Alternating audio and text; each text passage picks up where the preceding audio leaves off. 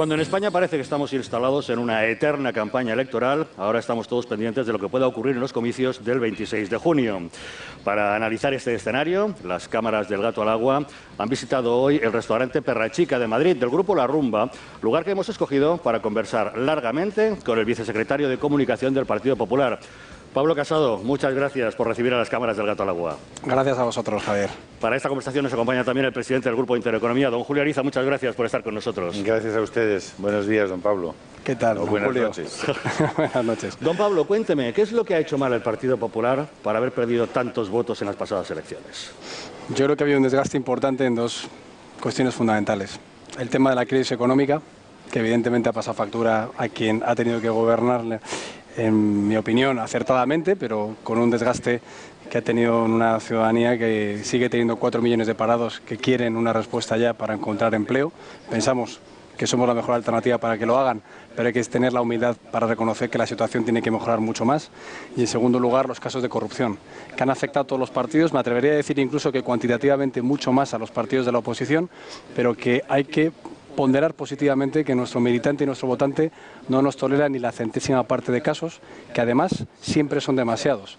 Para eso hemos tomado muchas medidas, hay que seguir tomándolas, pero ese desgaste hay que afrontarlo con humildad, decirle a los ciudadanos que hemos captado el mensaje y que queremos seguir siendo el partido favorito, porque cuando el Partido Popular gobierna, a la gente le va mejor. Si realmente han captado el mensaje, si son capaces de hacer autocrítica, ¿de qué manera van a poder recuperar la confianza de cara al 26 de junio?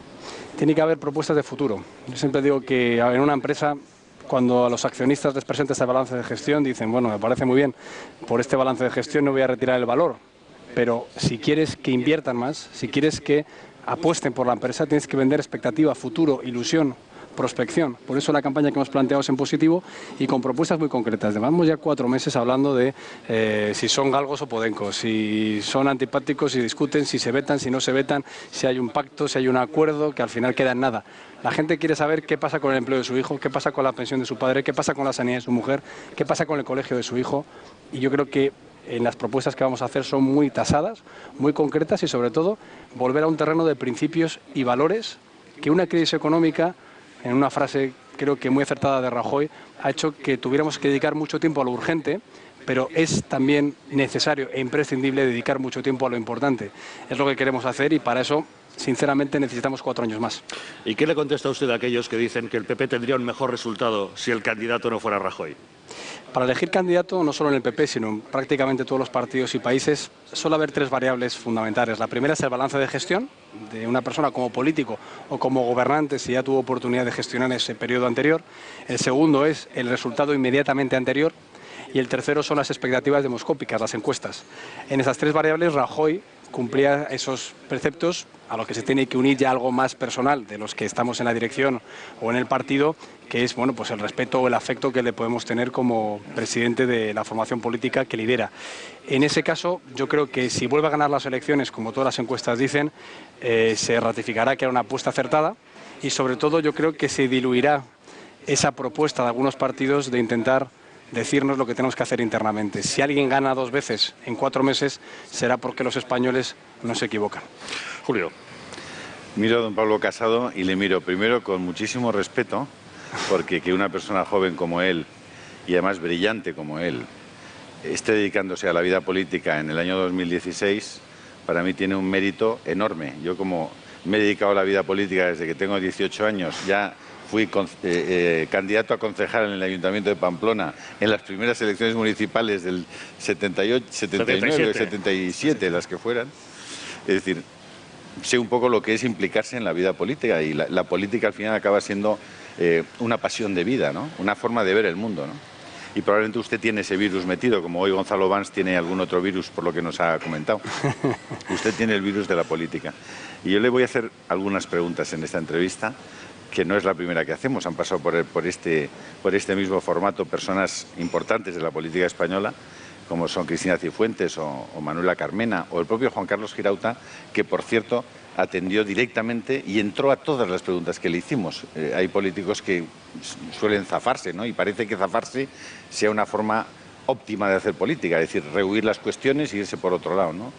Yo, desde luego, entiendo que la forma óptima de hacer política es justamente entrar en las cuestiones y decir lo que uno piensa, ¿no?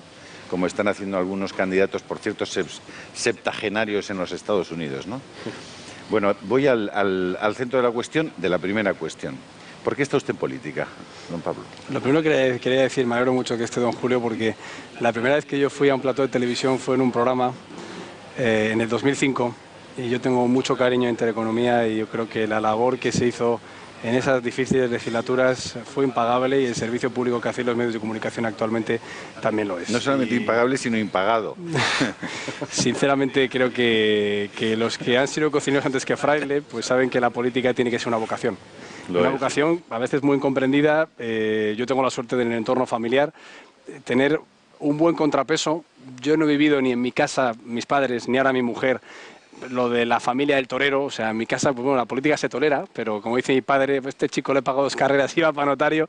¿En qué berenjena se ha metido, no? La verdad es que mis hermanos pues son todos pues, ingenieros, economistas, 3 cirujanos, y no pensaban que acabaran esto, pero es un tema vocacional, y es un tema que yo, si tuviera que recordar cuando yo me empiezo a interesar en la política, es con 14 años, cuando yo estaba interno en Londres, que allí, en el sistema británico, te hacen leer libros políticos. Yo leí Camino de servidumbre de Hayek allí, me gustó mucho, leí El Capital allí, y como diría Reagan, no solo lo leí como los socialistas, sino que lo entendí como los liberales. Y allí pues tuve una conciencia que luego, con el secuestro y asesinato de Miguel Ángel Blanco, me hizo ya fijarme más en el Partido Popular dentro de mi ideología, y luego pues ya cuando llegué a Madrid a hacer la carrera, pues me hizo involucrarme más activamente. Eso es una vocación, y tiene que ser política, don Pablo, pero sí. ¿Qué es la política para usted? ¿O pues qué es la política para mí ti? es una vocación. Permítame que te tutee. Sí. La política para mí es una vocación y un servicio público. Y además creo que incluso en el concepto americano de aprender, ganar y servir, debería ser incluso algo que se tendría que fomentar a todos los profesionales, dar un paso de integración o de participación en la vida política, por lo menos en la vida pública, en algún medio de comunicación o en alguna asociación. Yo creo que en España estamos yendo en contra de ese criterio que, en mi opinión, debería hacerse. Hay que fomentar las puertas giratorias, pero no las puertas giratorias de un consejo de administración, que al final es una ínfima minoría que habría que evaluar si es bueno o malo o la incompatibilidad que puedan tener. Una puerta giratoria masiva, en la cual profesionales de nivel decidan durante 4 o 8 años aportar a la sociedad los que ellos han recibido. Eso en España falta, y la política se convierte en una profesión a veces cainita, en la que, si partimos de la base de que no está demasiado bien remunerada, yo no me quejo, pero para un profesional o un banquero o un periodista de prestigio probablemente no le saliera a cuenta. Si encima tiene cada vez más incompatibilidades, por lo menos que esté bien vista, porque en la época de la transición grandes profesionales venían a la política no a ganar dinero, pero por lo menos eran prestigiosos y eran prestigiados por parte de la sociedad. Creo que en ese sentido tenemos que ser autocríticos. Deberíamos avanzar en que fuera atractivo venir aquí a servir a tu país de una forma, como digo, vocacional, entusiasta, pegada a unos principios y a unos valores que tienen que estar siempre por encima de los programas, y luego, por cierto, tener siempre la independencia de poder seguir cuando no se está de acuerdo con algo. Sé que muchos de los espectadores que están viendo esta entrevista estarán pensando, porque además nos lo hacen en saber, ¿no? Denle ustedes caña a los del PP. Y otros muchos nos dicen también, y nos lo hacen saber, ya está bien de que se metan ustedes con el Partido Popular. ¿No se dan cuenta que están alentando a que la izquierda gane las elecciones? Entre esas dos perspectivas de los que están al otro lado de esta Cámara, preguntarle a Pablo Casado sobre todas aquellas cosas que el Partido Popular, desde nuestro punto de vista de incumplimiento de programa, ha hecho mal, parece que es lo más fácil. Y cargar sobre usted todos esos incumplimientos sería rotundamente injusto. Ni usted ha sido el protagonista del Gobierno en los últimos 4 años, ni usted ha sido la persona que ha tomado decisiones con las que mucha gente que estaba de acuerdo con el programa del Partido Popular, con el que se presentó a las elecciones, aspiraban a que fuera defendido y protegido, ¿no? Por tanto, me resultaría relativamente fácil hacerle un listado de incumplimientos de temas muy rotundos y muy profundos y muy importantes con los que mucha gente se ha sentido decepcionada. Probablemente no el número de gente lo suficientemente importante como para que, desde un punto de vista demoscópico, Rajoy hubiera decidido hacer seguidismo también de esa gente, ¿no? Rajoy decidió, y Soraya Sáenz de Santa María decidieron hacer seguidismo de una parte más importante de esos votantes, pues que era menos permeable a temas del derecho a la vida, de la libertad, de la educación, etcétera, ¿no? Dicho eso, sí que me gustaría entrar en un asunto en el que usted sí que ha formado parte, porque usted es afiliado del Partido Popular y miembro de su ejecutiva. ¿Cómo interpreta usted y cómo entiende usted que un partido con 700.000 afiliados, además de una entidad, yo desde luego la gente que conozco del Partido Popular es gente seria, es gente decente, es gente informada, lleve 1 año y medio de retraso en la celebración de un congreso al que está obligado por sus estatutos a su celebración? ¿Cómo ninguna de esas 700.000 personas ha levantado un dedo para decir, oiga, mire, es que esto debería ser democrático? Es que ustedes han hecho de esto su cortijo. Déjennos decidir. ¿Cómo un afiliado del Partido Popular como usted defiende y explica esa situación? Lo decíamos al principio, esto es el día de la marmota, pero el día de la marmota por la cantidad de elecciones que llevamos en los últimos años. A finales de este año habremos tenido 9 campañas electorales en los últimos 3 años. 6 de ellas en el último año y medio. ¿Qué quiere decir? Que al final, cuando se está en campaña, no se suelen celebrar los congresos. Esto es algo que ha pasado siempre en la historia del partido y que, por cierto, ahora incluso los partidos nuevos se están haciendo, porque todos, tanto Podemos como Ciudadanos, como el Partido Socialista, han retrasado su congreso correspondiente y la elección de sus candidatos para estas nuevas elecciones, que es otra de las críticas que se nos atribuyen. Con lo cual, lo que tenemos que decir claramente es que cuando se forme gobierno habrá un congreso. Y además será un congreso ordinario, porque toca. Y será un congreso, además, como todos los que hacemos, en los que pueden participar todo el mundo. Compañeros que han estado en este plató, como Cristina Cifuentes o otras personas que van a venir, coincidimos en que dentro de los estatutos se pueden hacer congresos en los que no tiene por qué haber compromisarios, partiendo de la base de que es tan democrático la figura del compromisario, que ya ocurre en Estados Unidos, por ejemplo, con los delegados, como la figura de que cualquier militante pueda votar. Lo único que habría que hacer es poner urnas en todas las sedes, como ya se ha hecho en Baleares, como yo fui elegido en Nuevas Generaciones, porque ya los estatutos permiten que los compromisarios sean en número proporcional a un múltiplo de los miembros de la Junta Directiva, con lo cual, sin tocar los estatutos, solo multiplicando la Junta Directiva por más, puedes llegar al cómputo global de afiliados, de manera que cada afiliado sería compromisario. Lo que nosotros sí que pensamos es que el próximo Congreso, como todos los que hemos tenido, tienen que tener mucha importancia el contenido. Los que son las ponencias, lo que es el debate de las distintas enmiendas. Y yo creo que en ese sentido, si los ciudadanos en España supieran las ideas y los programas que se hacen en el Partido Popular, probablemente participarían más. Yo creo que lo que tenemos que hacer es abrir la participación a todo el mundo y ver que cuando este partido está en el gobierno a la gente le va bien, sinceramente, porque somos el único partido que defiende la libertad, que pone a la persona en el centro de la actuación política, que está preocupada por la seguridad y la unidad nacional.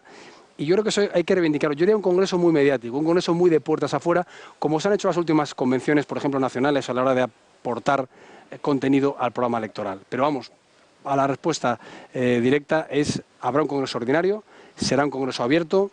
Lo he dicho no solo yo, sino la propia secretaria general hace 2 semanas en una tertulia el sábado por la noche. Y lo que sí que tenemos que decir es que si no se ha hecho antes ha sido porque los plazos electorales y de campaña lo han impedido. Sigamos en clave interna, si le parece, don Pablo, y si me permite, don Adelante. Javier. Vamos a ver, yo soy partidario de que alguien sea apartado de la política no cuando sea imputado o investigado, sino cuando sea condenado en firme. Eso exigiría y obligaría a que la justicia, entre otras cosas, fuera un poquito más rápida, porque claro, hay casos. Imagínese el caso Gürtel, que tanto daño le ha hecho al Partido Popular. Lleva 8 años el caso Gürtel abierto, todavía no ha habido ni juicio oral. Y hubo gente en el caso Gürtel que ha pasado 4 años de su vida en la cárcel. No ha sido condenado, no ha sido juzgado y han pasado 4 años en la cárcel. A partir de un cierto momento, yo creo que los políticos españoles dan un paso atrás en el sentido de decir, mira, estamos ya tan asustados por los temas que están saliendo y por la presión mediática, que por cierto no hemos cuidado en su construcción, digamos, como opinión pública. Estamos tan asustados que ya no vamos a defender la presunción de inocencia de la gente. Es decir, desde mi punto de vista, si hay algo por lo que vale la pena pelear, es por la defensa de la presunción de inocencia. Es decir, y también desde mi punto de vista, y creo que coincido con otras personas, es decir, mientras uno no es juzgado y declarado culpable por un tribunal, de forma firme, esa persona es inocente. Hasta donde yo sé, y en función también de lo que dice la Constitución española. Pero ustedes en un momento determinado se asustan, no digo usted concretamente, no digo tú, pero sí digo la clase política en general, y empiezan a cargarse políticos a toda velocidad en cuanto un medio de comunicación asoma la patita de cualquier cosa. Con lo cual los medios de comunicación ven el filón y dicen, oye, y ahora por este, y ahora por este, y ahora por este otro, y ahora por este empresario, y ahora por este señor, y ahora por este que tiene. Bien, dicho eso, ustedes se han encontrado recientemente con el caso Maroto y el caso Alonso. Por eso le decía en clave interna. El caso Maroto y el caso Alonso es un caso típico en el que dos políticos, que son además uno teniente alcalde y otro alcalde de un ayuntamiento, son condenados por el Tribunal de Cuentas porque han producido un perjuicio nada más y nada menos que de 400.000 euros, según el Tribunal de Cuentas, a un ayuntamiento. Es decir, le han producido un lucro cesante a ese ayuntamiento y, por tanto, han penalizado a las arcas públicas y a los ciudadanos de Vitoria en esa operación. Además, se sabe que lo han hecho en favor de un amigo, es decir, de alguien que es un constructor, que construye un edificio y que alquila en unas condiciones súper ventajosas. Es lo que dice el Tribunal de Cuentas en su auto. Dicho eso, ustedes, ante esa notificación, frente a la actuación absolutamente ejemplarizante y dramática de un montón de personas, que puedo citar algunos, ustedes a Maroto y a Alonso les defienden a capa y espada y dicen que haber penalizado en 400.000 euros a un ayuntamiento y a los ciudadanos de Vitoria no tiene ninguna importancia política. Por cierto, nadie ha explicado cómo van a devolver los 400.000 euros a los que han sido condenados a pagar. Y ustedes echan arena, echan tierra encima de ese asunto. No sé si porque son Maroto y Alonso o por alguna otra razón que me gustaría me explicara. La segunda es el caso Maillo.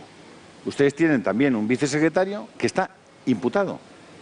Está imputado en un caso de cajas de ahorros. Imputado. Y no han movido un dedo. Es decir, tienen ustedes dentro de su propia ejecutiva a personas con cargo dentro del partido que han sido unos condenados ya en firme y otros investigados sobre los que ustedes no toman ninguna medida. Y sin embargo, sobre otras personas con casos verdaderamente flagrantes, porque estamos hablando en el caso de Rita Barberá de blanqueos de 50 euros, de 300 euros, inmediatamente toman decisiones dramáticas. A mí me gustaría saber por qué dentro del Partido Popular está ocurriendo eso. Son varias cuestiones. La primera, por ir por el tema de Vitoria, la diferencia esencial es que es un caso administrativo y no penal, que es algo sustancial. Luego, además, podríamos decir que está recurrido y luego, además, podríamos decir, yo sinceramente, que yo me creo la explicación de Maroto y de Alonso al decir que ese suplemento del alquiler era porque hicieron unas reformas muy gravosas en el local. Pero vamos a ir al tema objetivo. Es una sentencia administrativa, no penal, está recurrida y, además, sinceramente, por la gestión que han tenido en Vitoria y por lo que los tribunales no van a poder demostrar si el tema será a nivel penal, o ellos lo que están diciendo, pensamos sinceramente que no ha tenido ningún dolo en esta cuestión. En el caso de Maillo, también se ha explicado ampliamente. Él, por la participación de la Diputación de Zamora en una fundación de una caja de ahorros, es decir, no tenía nada que ver con la concesión de créditos o con la gestión de la propia caja, hay un caso de Ecologistas en Acción e Izquierda Unida. Ya empezamos con la acusación popular que hace la oposición para rédito partidista, en la que él, como representante de la institución que presidía, se encuentra en una llamada, creo que en ese caso se le llama a declarar en calidad de imputado, pero luego se desimputa, es decir, se declara nulo el procedimiento, con lo cual ya no es llamado a declarar y, por tanto, si no es llamado a declarar, no lo va a poder hacer ni en calidad ni de testigo ni de imputado. Con lo cual, a día de hoy, él no está imputado porque se han suspendido esas actuaciones. Y, además, las explicaciones que él dio fueron muy importantes. En el caso de Rita Barberá es muy parecido a esto en cuanto a las explicaciones. Lo que a Rita se le pidió durante el mes de enero fue que saliera a dar explicaciones, porque pensábamos, además, que la versión que ella daba era la acertada y porque pensamos que Rita ha sido una alcaldesa tremendamente importante para la ciudad de Valencia. Y en cuanto dio una rueda de prensa, de hecho, dio dos, ya no hubo una petición de aclaraciones por parte de la Dirección Nacional. Podríamos poner el ejemplo del señor Soria. Probablemente, él lo ha dicho, no fue eficaz en las explicaciones, pero en política es fundamental dar explicaciones. Para empezar, por respeto a los compañeros que ya se puedan referir a lo que tú has dicho, pero sobre todo porque la sociedad demanda esas explicaciones. Pero yo creo que lo importante que me preguntabas, Julio, era el tema de la corrupción. Y la corrupción, como hemos dicho antes, ha tenido un coste muy importante para el Partido Popular y se tiene que aplacar con prevención y con sanción. La prevención puede ser la ley de transparencia, la ley del autocargo o la ley de control y financiación de partidos políticos, y la sanción ha sido la reforma del Código Penal, la reforma de la ley de enjuiciamiento criminal y el lanzar la Oficina de Recuperación de Activos. Aún así, creo que hay que hacer más. Por ejemplo, liberalización de la administración. Si no depende del rotulador de un funcionario o un concejal, que un señor construyendo pisos gane 10 millones de euros, será más difícil que haya corrupción. O si no depende de un funcionario municipal, que este restaurante tenga una licencia para actuar, habrá menos corrupción, más libertad, más centralidad de la persona, más silencio positivo. En definitiva, que la economía pueda fluir sin una regulación administrativa que a veces es incomprensible. La ley del suelo en España, en mi opinión, cuando aterrizas en Barajas y ves páramos, yermos y al lado parcelas multimillonarias en pueblos del sur de Madrid, no lo entiendes. O sea, ¿por qué? Primero para el ciudadano, ¿por qué tiene que vivir o no puede elegir entre vivir en una expansión urbanística más amable, más victoriana, digamos, como hay en Gran Bretaña?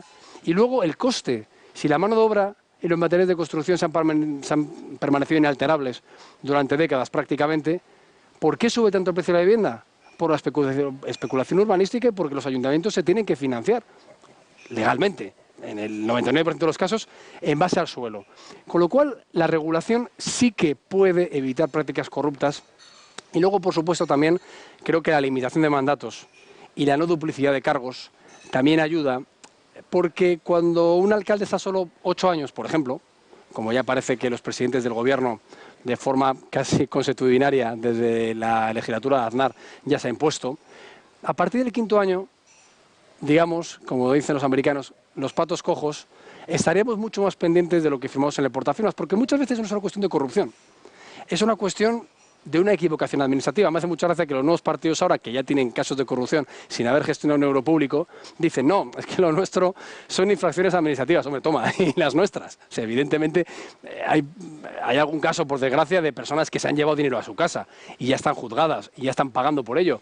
Pero generalmente todos estos casos que inundan la sala de lo penal del Tribunal Supremo o que inundan los juzgados son infracciones administrativas que muchas veces no se era conscientes de que se estaban cometiendo. Pero hablando de casos de corrupción, por eso yo creo que es importante que se ahonde en ello, porque la gente exige medidas muy rotundas también internas. ¿No le da la impresión de que se tolera menos la corrupción al PP que al PSOE?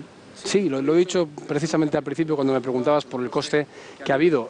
Cuando la gente dice, ¿cómo es posible que los seres con 3.500 millones de euros público defraudado a los parados pasen menos factura a Susana Díaz que el caso Bárcenas, que es supuestamente, según el juez instructor, un caso de malversación de dinero legal y privado que llegaba vía donaciones al partido? Luego ya podremos analizar, y ya hemos cambiado la ley, por qué llegaban esas donaciones, o si era bueno o malo, se podría discutir, pero supuestamente eran donaciones que de forma legal empresas daban a un partido y que él parte de esas donaciones se llevaba. Entonces, bueno, dinero público, dinero privado, 3.000 millones, supuestamente 30 millones, y pasa más factura al Partido Popular. Casi que me alegro, porque quiere decir que nuestro militante y nuestro votante no toleran ni la centésima parte de corrupción que otros partidos. Y porque creo que cualquier cuestión de corrupción no se puede hacer ni comparación cuantitativa ni cualitativa. Cualquier comportamiento irregular tiene que haber una absoluta firmeza, porque la gente ya está harta de que en plena crisis, que les cuesta llegar a fin de mes, que siga habiendo 4 millones de parados en España, pueda haber alguien que viene a la política no por vocación, no para servir a los demás, sino para servirse a sí mismo. Y yo creo que en eso tenemos que ser ejemplarizantes. Me decía Julio antes, y perdón por la extensión, ¿es justo o injusto que la imputación sea motivo para la expulsión de un partido? Nosotros hemos establecido la apertura de juicio oral como línea roja. Y a veces incluso es injusto, a veces es tardía y a veces es temprana, pero es el criterio que tenemos. Lo que yo sí que creo es que en paralelo tiene que haber procedimientos internos de los partidos para que el trámite procesal, judicial, siga su curso, pero si hay alguna sospecha de irregularidad, a veces flagrante, como decías, podamos actuar, suspender cautelarmente de militancia o expulsar para que la gente vea que aunque la justicia a veces tarda más, y habría que hablar de cómo se dota de más recursos para que no sea así, los partidos tomamos decisiones inmediatamente. Sí, pero el pasado mes de febrero, después de que se pusiera el foco sobre Rita Barberá, usted dijo que estaba hasta las narices de los casos de corrupción y que en el partido había cabreo e indignación. Sin embargo, ¿por qué la gente tiene una percepción de que se actúa con poca firmeza frente a la corrupción interna de los partidos? En muchas ocasiones porque son los mismos casos que llevan juzgándose o instruyéndose 7 años. Pero la noticia es, se abren diligencias o se levanta el secreto sumario, o se llama a declarar a otra persona y la gente piensa que es otro caso y no es el mismo. Por eso la reforma de la Ley de Enjuiciamiento Criminal preveíamos recortar los plazos de instrucción y ampliar los plazos de prescripción para que, sea quien sea, se le cace, si me valga la expresión. Y la oficina de decomiso, para que sea quien haya hecho algo malo, lo devuelva. Pero es verdad que estamos todos hasta las narices. Yo creo que en este caso estamos todos igual.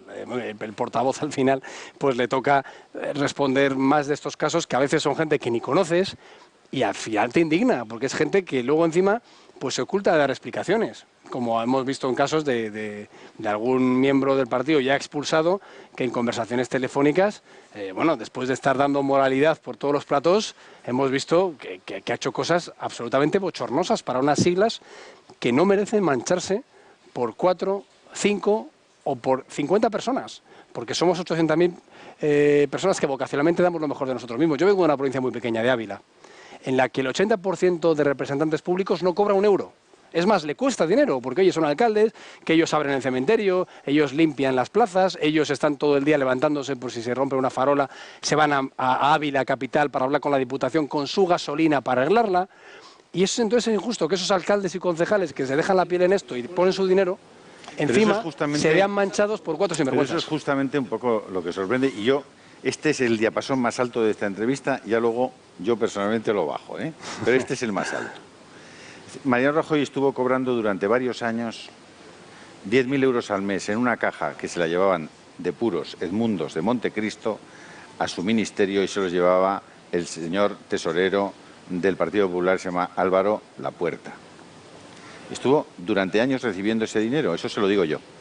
Se lo digo yo y se lo digo aquí públicamente, y eso lo ha declarado Luis Bárcenas, lo explicará Álvaro Lapuerta, si se le permite, y hay muchísimos compañeros de Mariano Rajoy que así lo testifican, porque ellos también lo recibían. Recibían 10.000 euros al mes en dinero B. 10.000 euros al mes que luego tenían que utilizar, y que algunos utilizaban para hacer reformas en su casa, otros utilizaban para gastárselo en un viaje, otros lo utilizaban para lo que fuera.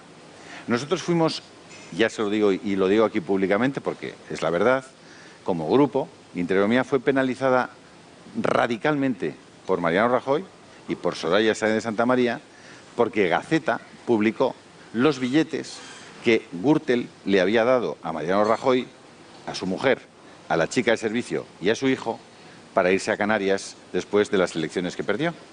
Nosotros publicamos aquellos billetes y yo sé positivamente que aquellos billetes publicados por Gaceta, no por La Sexta o por ningún otro grupo, no, por este grupo, aquellos billetes fueron el principio del fin de una relación cordial con Mariano Rajoy y su equipo más cercano.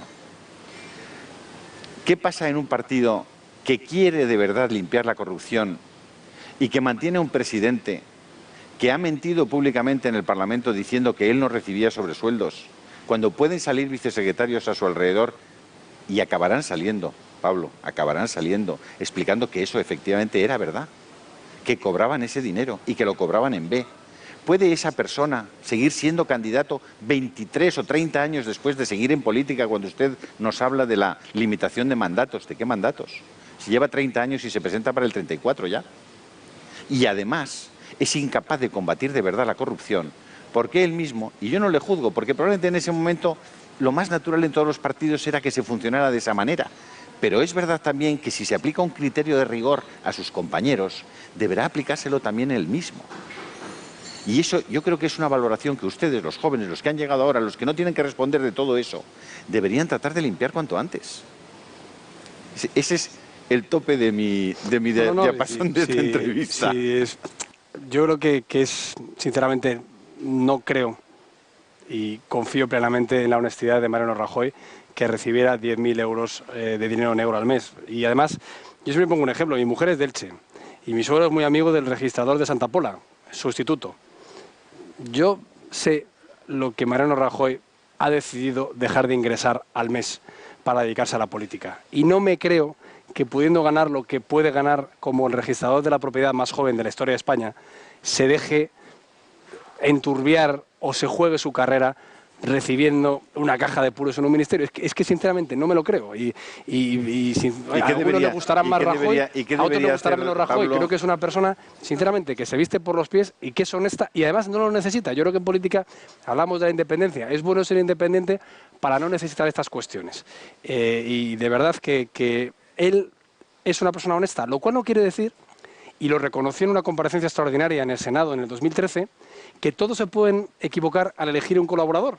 O sea, nadie está exento de elegir un mal socio. Pablo, yo he dicho públicamente que recibía 10.000 euros cada mes de dinero B y espero la denuncia personal de Mariano Rajoy y me emplace en un juzgado para demostrar este asunto. Yo lo que creo es que este testimonio que ha dado el señor Bárcenas para mí tiene mucha menos credibilidad que el del señor Rajoy. Y un tema que está tan instruido, que está tan investigado, ya estaría llamado a declarar si eso hubiera pasado, porque es que en la instrucción del caso Gürtel y del señor Bárcenas, bueno, pues hemos visto que todo se ha sabido con luz de taquígrafos y el Partido Popular no está acusado, y mucho menos el señor Rajoy. Y ya han pasado 7 años de instrucción, con lo cual cualquier irregularidad, lo bueno en España es que se acaba sabiendo. Hay un dicho muy popular que dicen, a un político se le mata como una mosca, con un periódico. Pero claro, para eso tiene que tener algo que haya hecho mal. Y yo, sinceramente, en este caso, creo que no es así. Bajamos el diapasón y vamos a habías preguntado también con el tema de la limitación de mandatos. La limitación de mandatos no quiere decir que te vayas de la política. Te puedes ir de la política, hay vida fuera de la política. Pero yo lo que me refiero es que en el caso de Rajoy, como presidente del Gobierno pueda estar 8 años, que como presidente de la Diputación de Pontevedra pudiera estar 8 años, que como vicepresidente de la Xunta pudiera estar 8 años, que como ministro del Gobierno de España pudiera estar 8 años. Y eso lo ha ido cumpliendo. O sea, yo no creo que alguien... Ahora la gente parece que esto de la nueva política es no, hay que ser profesor en Somosaguas para ser un buen político. No, la historia de la humanidad se construye por políticos, ¿por qué no decirlo? Alguno también profesional. Thatcher, Adenauer, Monet, Schuman, Kohl, eran políticos. A la historia de la humanidad no la construyen profesores, con todos mis respetos, de ciencias políticas de Somosaguas, o empresarios como en Italia pasó después de la Tangentópolis, en la que no quedó nada de la política y apareció una persona, o en Venezuela, con alguien que también dijo, no valen los políticos, no vale el legislativo, no valen los jueces, solo lo hago yo. Los actores tampoco han estado mal. Piensa en Ronald Reagan. Ya lo sé, no, por eso digo que en algunos casos, lo que yo quiero decir es que la limitación de mandatos es en el desempeño de una función determinada, que yo creo que en 8 años has tenido tiempo para ejercer y que es bueno para ti, y bueno para tus electores, y bueno para tu institución, que pueda haber una alternancia. Y en ese sentido, sinceramente, Rajoy, en su vida política dilatada, y yo creo que exitosa, lo ha cumplido. Pablo, hace 7 años... sí, adelante. ¿Le estoy interrumpiendo? Simplemente era para bajar el diapasón, simplemente por cerrar el tema. No, aquí el capítulo, hay que contestar a lo cerrar el capítulo de la corrupción. Yo creo que todos los ciudadanos coincidimos en que efectivamente hay que ser implacable contra la corrupción, pero que tampoco es bueno la excesiva judicialización de la vida política que estamos viviendo. Un poco lo que hablaba don Julio antes, dónde ha quedado la presunción de inocencia, una simple acusación en un medio de comunicación sin contrastar. ¿No deberíamos también apartar un poco toda esa judicialización para que la política fuera otra cosa más limpia y más directa? Ese es el debate de los aforamientos, ¿no? Rajoy fue denunciado con una querella criminal por Alberto Garzón, el mismo que llama borrachos y ladrones a la Casa Real. Le puso una querella criminal por haber firmado el pacto sobre los refugiados que habían firmado 27 presidentes de gobierno junto con él, uno de ellos su amigo Tsipras de Syriza. Si eso le cae a un presidente del gobierno no aforado y toca en un juzgado de primera instancia de instrucción con un juez como alguno que hemos visto en los últimos años, el señor presidente del gobierno sería inhabilitado por haber firmado un pacto europeo. Entonces, estos los aforamientos, yo soy partidario de estudiarlo, pero es una protección en el desempeño de una función política y habría que analizar, probablemente incluso los propios jueces deberían delimitar la responsabilidad política y cumplirla, porque luego tenemos al asesino de Otegi, perdón, al terrorista de Otegi, encubridor de asesinos. Él no asesinó, por suerte, porque le metió 2 tiros en la tripa a Gaby Cisneros, pero bueno, quiero ser riguroso en cuanto a terrorista, confeso, delincuente, que secuestró a Javier Rupérez, que disparó a Gabriel Cisneros, no le llegó a matar, afortunadamente para Gaby, pero que esta persona, que tiene una pena accesoria de inhabilitación, ahora diga que se va a presentar a la Endacari, oiga, es que cúmplanse las resoluciones. También en este caso, que los jueces delimiten mucho las inhabilitaciones o las imputaciones o el abandono de la política para no producir inseguridad y para no dañar la imagen de lo que tiene que ser una función imprescindible y vocacional como es Otegi, por cierto, debió tener como pena accesoria también una responsabilidad civil, ¿no?, que pagar a los que agredió.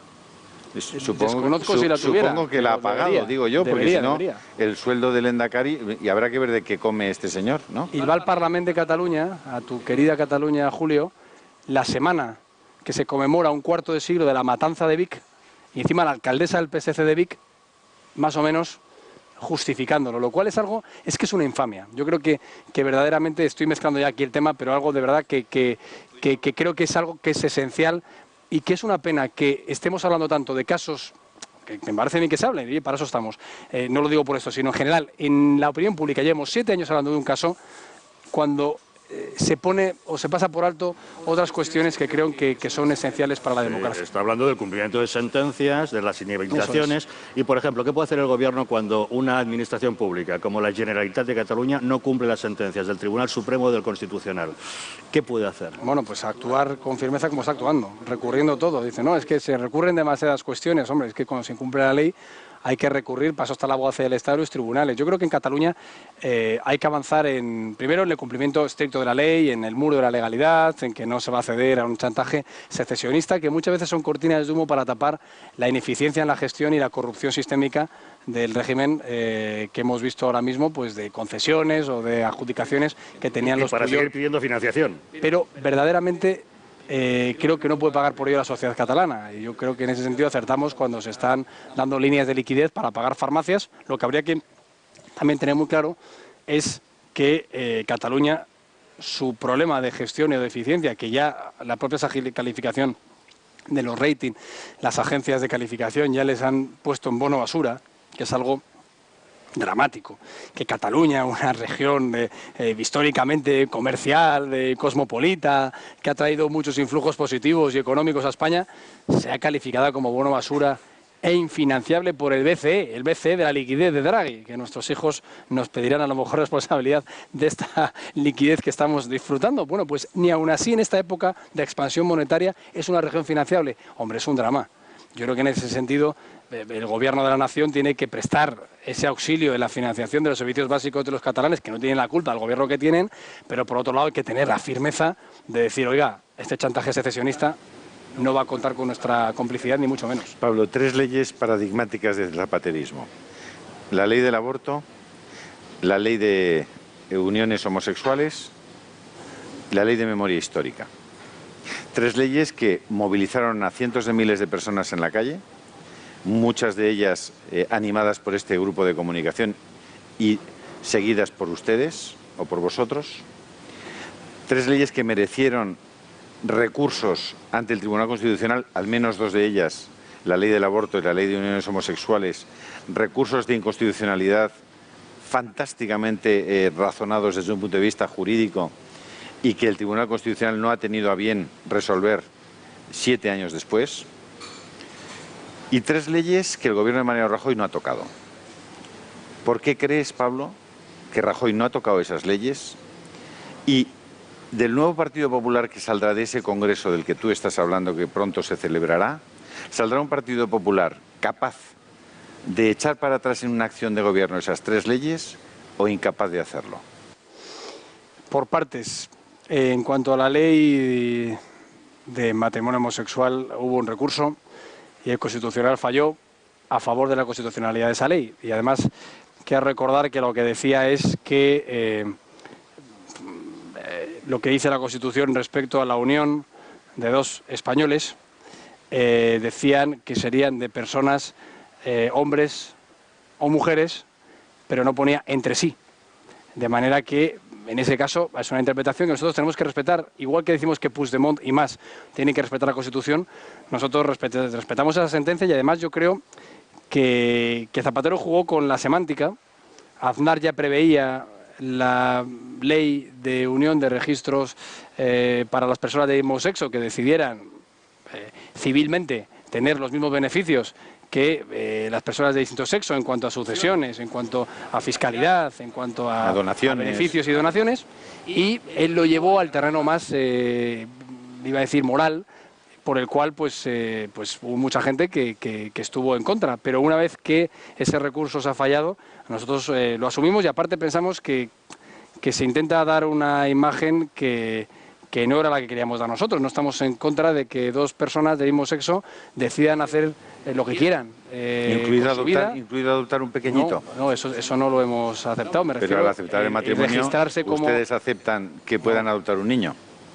Sí, claro. Me refiero a decir, oye, pero decidimos tener una vida en común y además decidimos que cuando una persona muera tú puedas heredarme o que tenemos la declaración de tributaria la hacemos conjuntamente y eso es algo que estamos de acuerdo. Lo que evidentemente no gustaba era un término que el Constitucional ha avalado. En cuanto a la ley del aborto, nosotros seguimos diciendo que el aborto no es un derecho. Y de hecho sigue recurrida la ley y esperamos que el Constitucional falle en contra de una ley que consagra el aborto como un derecho. ¿Por qué cree usted que el Constitucional lleva 7 años sin...? ¿Cree usted que el Gobierno ha hecho mucha presión al Constitucional para que salga ese...? Sinceramente no lo sé. Lo que yo puedo decir es que cada uno en su casa tiene que tener claro lo que tiene que hacer en este tipo de cuestiones y para mí es un tema muy sensible porque hemos vivido... incluso personalmente, el milagro de la vida y a veces yo lo que iría más es al procedimiento, a que a las familias se le cuente casos de niños nacidos prácticamente en las semanas en las que la ley de Zapatero legaliza un aborto libre, o no tanto, pero bueno, muy cercanos a esos meses y la vida se abre camino. Y creo que hay que apoyar a las madres que quieren ser madre precisamente y que algunas se plantean por falta de recursos o por presión familiar este abismo y creo que habría que informar más y que habría que apoyar más la maternidad y eso es lo que se ha hecho con el plan de maternidad en esta legislatura y en cuanto a esta ley en vigor, la ley ha ido, espero que el Tribunal Constitucional declare que es inconstitucional porque hay que defender la vida por encima de cualquier otro principio y cualquier otro valor y en ese sentido, vamos, yo lo tengo clarísimo y espero que sí se haga. Y en cuanto a la memoria histórica, y yo creo que también es un tema que a mí se me ha criticado mucho, por decir que creo que era una ley que dividía a los españoles y que reabría heridas superadas incluso por el Partido Comunista Español. O sea, quiero decir que no es cuestión de que sea como dice alguno, una ley de punto final, no, es que todos nos pusimos de acuerdo para pasar página. Creo que además de esa ley el problema es que fue una ley propagandística, que todos los recursos iban a propaganda, cuando a mí me parece muy bien que haya recursos para las familias que quieran recuperar los restos de sus seres queridos donde se pueda. Pero para eso ya, después de los pactos de la transición, ya se podía hacer. Y todas las administraciones provinciales, locales y estatales estaban obligadas a ayudar a las familias a buscar esos restos. Lo que pasa es que esa ley se ocupaba de otras cuestiones más para dividir a los españoles y no para ayudar a las familias, que por supuesto tienen todo nuestro apoyo, si aún pues siguen buscando a sus familiares y no lo han encontrado. ¿Cómo valora usted la política de comunicación del Gobierno del Partido Popular los últimos 4 años? O 5 ya casi. Bueno, yo creo que los 2 primeros años hemos estado muy centrados a resolver la crisis económica y como hacen las empresas cuando hay un problema grave, y en este caso era la amenaza de rescate, generalmente se suele pasar el problema y empezar a contarlo, incluso para no generar alarma. Yo aún así, estos 4 años, junto con otros muchos compañeros, hemos hecho una labor de comunicación difícil. En el 2012 no era fácil explicar la reforma laboral, pero hemos visto cómo con el tiempo pues, ha sido buena, o la reforma financiera, o la reforma de la seguridad ciudadana, o la reforma educativa, o la reforma de la prisión permanente revisable, pero es verdad que esos años teníamos poca escucha, porque nos estaban haciendo scratches en casa, porque nos tiraban piedras a salir del Congreso los que ahora tienen 70 escaños en el Congreso, con lo cual fueron años muy difíciles en los que la comunicación, pues no es que no se hiciera, sino que probablemente pues no éramos suficientes personas lanzando ese mensaje. En el segundo término de la legislatura lo que Rajoy decide es reforzar el equipo de comunicación con más gente yendo a unas tertulias que cada vez eran más numerosas. Había años en los que solo el gato al agua estaba por la noche. Ahora hay más tertulias por la noche, y por la mañana, y a media mañana, y a media tarde, y eso requiere de más portavoces que cubramos esos espacios televisivos. Porque la política interesa en España. Si no, no estaríais tantos programas de información política en antena. Los que a veces no interesamos somos los políticos, porque hablamos con ese lenguaje de corrección política al que hacías referencia, porque hablamos de problemas que a nadie le importan, y yo creo que es bueno que en esta campaña descendemos a los problemas reales y ponemos en valor lo que se ha hecho bien, no porque sea mérito del gobierno, que también algo tendremos que ver, sino porque es mérito de un país maravilloso como España, que otra vez se pone el problema a la espalda y tira para adelante. Cuando España crea la mitad de empleo de la Unión Europea, algo habremos hecho bien. Cuando España es el segundo país en recepción de turistas, algo habremos hecho bien. Cuando en España baja el fracaso escolar 8 puntos con solo un año de vigor de una ley que cambiaba 30 años de fracaso de leyes socialistas educativas, algo estaremos haciendo bien. Cuando en España hay una pensión media de 1.400 euros a pesar de un problema demográfico que habría que afrontar también con más apoyo a la natalidad, y también lo planteamos en el programa electoral, algo se estará haciendo bien. Y a veces solo salen noticias negativas, y creo que no es justo. Estamos a pocas semanas de unas elecciones. ¿Cree usted que el 26J se escribirá el epitafio de Pedro Sánchez al frente del PSOE? Yo creo que sí, porque la expectativa es, si no hay sorpaso por parte del Podemos, por lo menos va a haber una bajada de los que ya eran los resultados peores de la historia del Partido Socialista. Y sobre todo yo creo que Pedro Sánchez, el problema que tiene es el sectarismo y el veto hacia el partido que ha ganado las elecciones. El primer pilar de la regeneración política tiene que ser dejar gobernar a la lista más votada. Con Ciudadanos, por ejemplo, con el que yo tengo una relación cordial, para empezar porque hemos coincidido mucho en programas también de esta casa, creo que se equivoca cuando no respeta la lista más votada, porque hasta ahora lo estaba haciendo. Lo hizo en Andalucía con Susana Díaz, muy a nuestro pesar, pero también lo hizo en Madrid, en Murcia, en Castilla y León y La Rioja, con un gobierno con el Partido Popular. Y creo que eso es positivo, y era bueno que hubiera un partido con el que nos unieran cuestiones. Y yo creo que en ese sentido espero que Albert Rivera sí que respete la lista más votada. Y Pedro Sánchez también yo creo que debería hacerlo, porque sus propios varones históricos se lo están reclamando. Felipe González, Rubalcaba y otros líderes que son respetados en su militancia. Y sin embargo, yo creo que no hacerlo le lleva en brazos de Podemos, de hacer una coalición con ellos, que ya dijo Borrell ayer que sería lo más positivo para el partido, y yo creo que sería suicida, porque al final Podemos acabaría comiéndose el espacio electoral del PSOE. Bueno, Pedro Sánchez está pidiendo que se respete la lista más votada en caso de que sea la suya, claro, pero parece que se niega a apoyarla en caso de que sea la del PP. Es la mala conciencia. Es ellos están gobernando en el 80% de su poder territorial ahora mismo, autonómico en 5 autonomías, Castilla-La Mancha, Aragón, Asturias, Baleares y Comunidad Valenciana. Ganamos nosotros y están gobernando con Podemos. Y en 20 ciudades tan importantes como Madrid, como Valencia, como Zaragoza, como Córdoba, como Valladolid, como Palma, como Alicante, están gobernando también con Podemos. Entonces, claro, que nadie se extrañe si llegan a un pacto con Podemos, pero lo que queremos hacer es ponerlo de relieve. Aquí hay dos alternativas: o un gobierno del PP o un gobierno de Podemos, sea como presidente o como vicepresidente plenipotenciario de Sánchez. Pablo, una parte importantísima de la población española, y eso el Partido Popular lo conoce y lo sabe muy bien y lo maneja bien, tiene terror a que Podemos pueda llegar al gobierno de este país. La pregunta que inmediatamente surge es ¿por qué tienen terror? Y también hay una respuesta inmediata: porque las cosas que dicen y que anuncian que pueden hacer son cosas que vulneran directamente los derechos fundamentales reconocidos en la Constitución española. Es decir, que tenemos en el tablero de juego jugando a unos personajes que de entrada te están diciendo que ellos no van a respetar las reglas del juego, y que en el momento en que, utilizando estas reglas, lleguen al poder, lo que van a hacer es darte con el tablero en la cabeza y sacarte fuera del juego.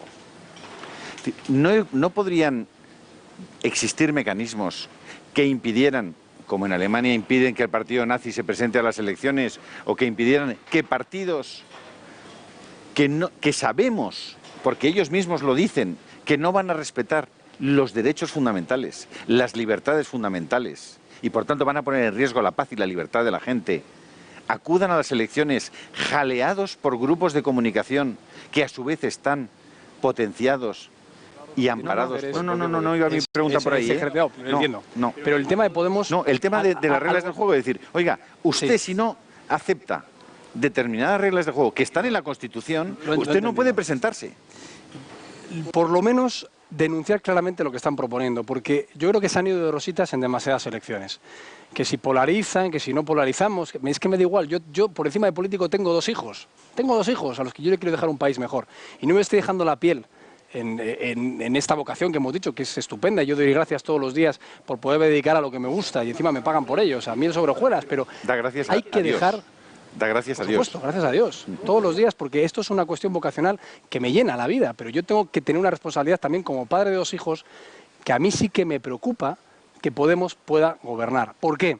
Porque los principios y valores por los que yo estoy en política, que siempre han sido los principios liberal conservadores que han hecho progresar al mundo, por mucho que le pese, a los que ahora dicen, como Julio Anguita, todos somos comunistas. Bueno, pues el comunismo es la ideología más perversa de la humanidad, que ha dejado 100 millones de muertos el siglo pasado, por ejemplo, en China, Rusia y Camboya. Solo con esos tres países, según los archivos de esos mismos países y regímenes comunistas, 100 millones de asesinatos. 100 millones de asesinatos reconocidos. Sí, sí. Claro, que diga Julio Anguita delante de gente de mi edad, de Podemos, todos somos comunistas, a mí me escandaliza, porque es que es como si ahora dice alguien... que un partido es filofascista, es que sería inconcebible y aquí en España se está tolerando. Pero lo que voy, ellos van contra la propiedad privada, con impuestos confiscatorios y con propuestas como expropiar segundas residencias. Oiga, es que un señor que tiene un taxi no puede comprarse una segunda residencia en Santa Pola, por ejemplo. Bueno, ellos lo proponían en el programa abiertamente en el europeo y el municipal. Ahora lo han quitado, pero siguen diciendo que los medios de comunicación privados no tenéis derecho a existir. Que hay empresas que se tienen que nacionalizar. Eso es ir contra la propiedad privada, que es un principio básico que ha tardado muchos años la humanidad en conquistar. Oye, Javier, si nos nacionalizan, cobraremos las nóminas puntualmente. Bueno, si son nóminas Eso públicas, puede ser una solución. es una opción. En segundo lugar, el principio de la seguridad personal e individual. Hemos visto cómo Carmena a los policías locales no les deja actuar contra las reyertas y ha disuelto la unidad de antidisturbios. O cómo Colau tiene a Barcelona ocupada, o como Pablo Iglesias decía que con los yihadistas que crucifican niños y degollan a mujeres había que tener una mesa de paz. Pues claro, esto de la seguridad personal es un principio nuestro conservador que hay que preservar y que van contra ello. La igualdad de oportunidades, ellos creen en el igualitarismo, en la mediocridad. ¿Por qué no podemos elegir los ciudadanos también en la libertad de elección de colegio o de hospital o de lo que queremos hacer con nuestras vidas? Y por último, lo que decías, el cumplimiento de la ley. Ellos piden indultos para Bódalo o para el señor Cañamero, cuando son, oye, delincuentes confesos, en el caso de Bódalo, que ha pegado a un compañero de corporación, pero les da igual, ellos cumplen la ley que quieren o cuando les apetece. Y yo creo que en ese sentido tenemos que responder con nuestras ideas, que es la honestidad en las cuentas públicas, que es la eficacia en la gestión, que es la defensa de la vida y la familia, que es la defensa de la unidad de España y que es la defensa de las víctimas de terrorismo. Ese póker de ases es la ideología que al Partido Popular le ha hecho ganar las elecciones en el 15, en el 11, en el 2000 y en el 96.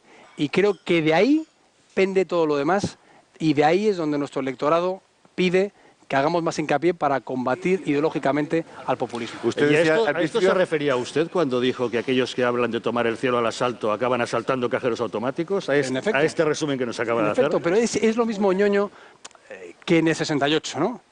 Bajo los adoquines la playa. Oiga, mire, bajo los adoquines un buen metro, barato y que funcione bien. O sea, es una política pueril, pero que entraña mucho más de lo que parece.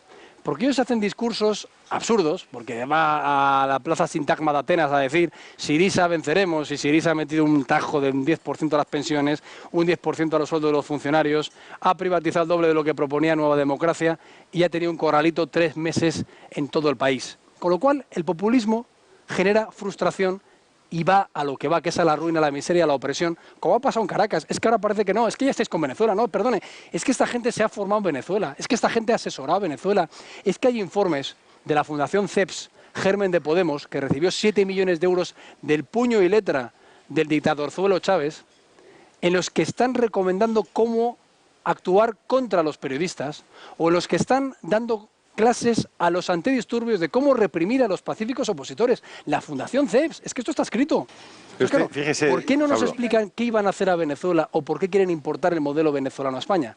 Bueno, porque han cobrado de ese régimen. A mí me han denunciado, 2 veces me han dicho que me iban a presentar una querella criminal por decir que la Fundación CEPS se financiaba por parte de Caracas. Aún la estoy esperando. ¿A que no te la han presentado? Es que es verdad. Claro. Tú decías, fíjate, has comenzado diciendo que no eres partidario de matar al mensajero. Nosotros, como somos mensajeros, tampoco somos partidarios de que se nos mate. Es lo que nos pasa a los mensajeros. Pero fíjate que no solamente no hay que matar al mensajero, sino que, desde mi punto de vista, hay que procurar que haya muchos mensajeros. No unos pocos o dos mensajeros exclusivamente que se repartan todo el alpiste, que es lo que está ocurriendo, por ejemplo, en España en el tema de las televisiones.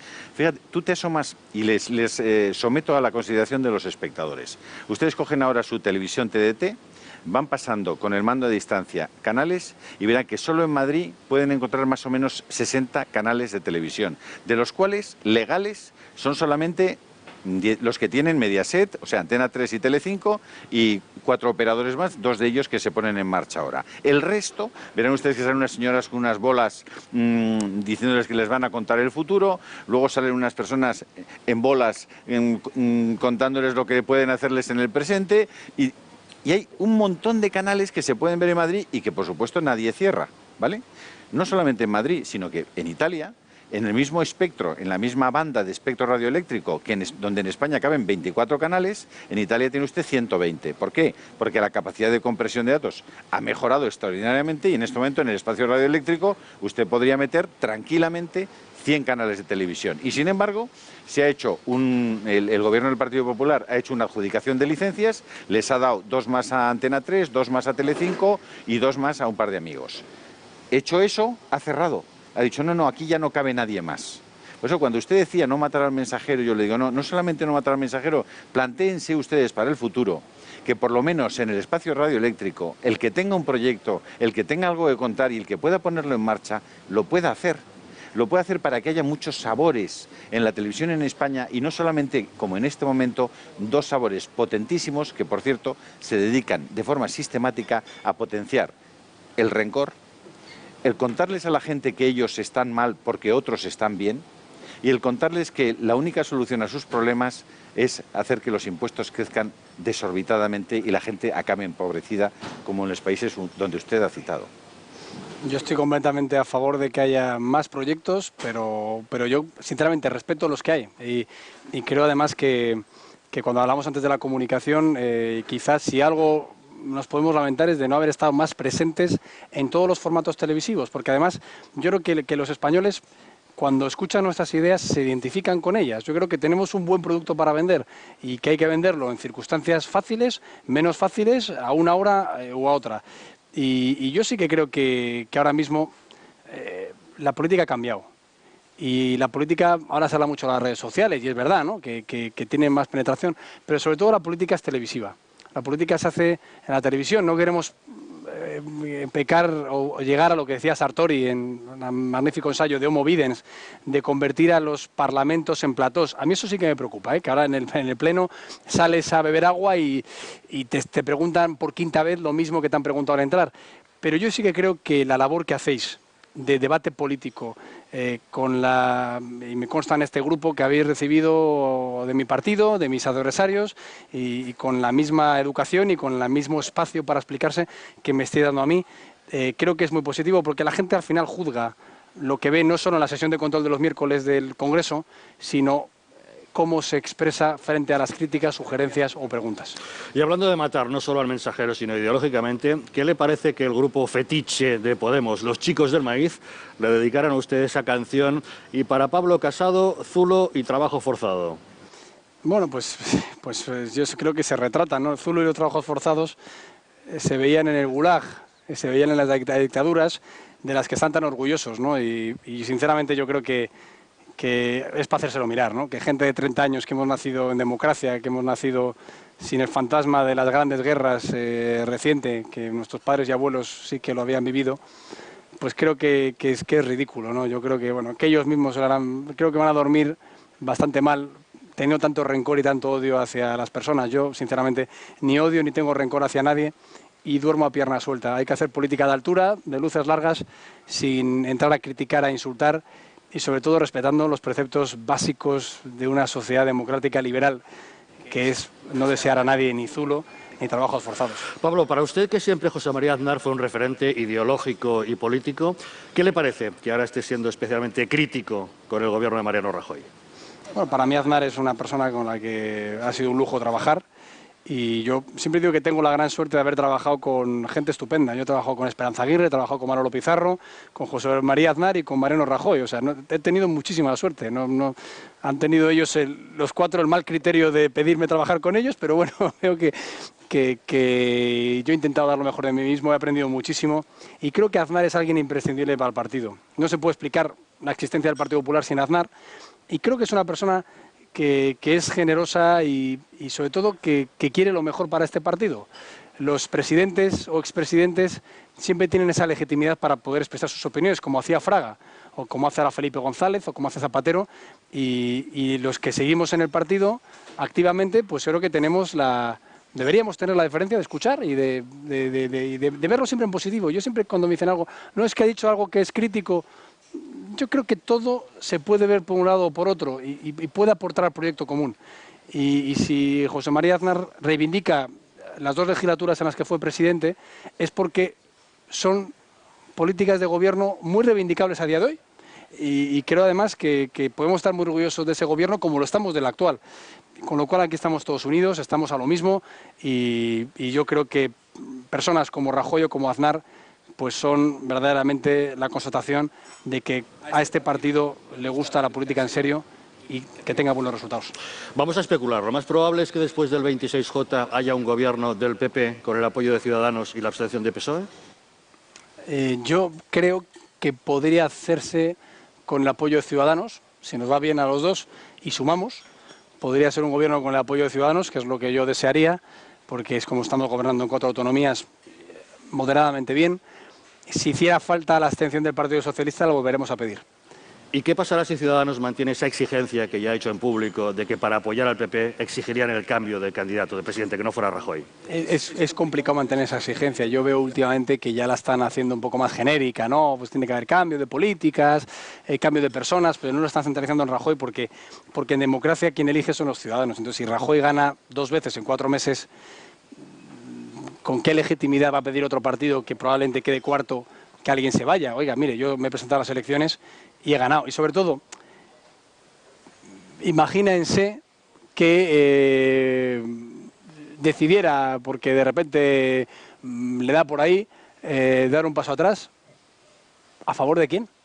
Es decir, o sea, el sistema constitucional no prevé que una persona, porque no tiene por qué ser su número 2, 3, 4, 5, es que puede ser usted.